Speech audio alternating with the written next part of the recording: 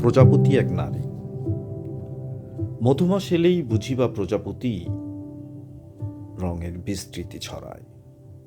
মূর্ত কিংবা বিমূর্ত দ্বিমাত্রিক সেই তো বেহুলার বাসর, হাওয়ায় চিত্রিত কোন ত্রিমাত্রিক শিল্প। রঙের আবহ রেখে সে প্রজাপতি ফিরে যায় সুবিধার বাস্তুসংস্থানে।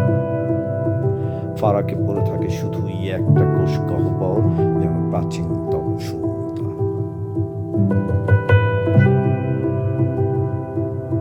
দেয়ালের মিহিধুলোর কার্তুজে অতপর হেঁটে গেলে তক্ষক, নিবিড় অন্ধকারে ধূসর পড়ে থাকে কোনো চিত্র। ছায়ামৃত সে জ্যামিতির সব রং শুষে উর্বর অভিযোজন মেনে চলে যায় যে এক প্রজাপতি নারী, সেও। প্রজাপতি এক নারী। মধুমাস এলেই বুঝিবা প্রজাপতি রঙের বিস্তৃতি ছড়ায়।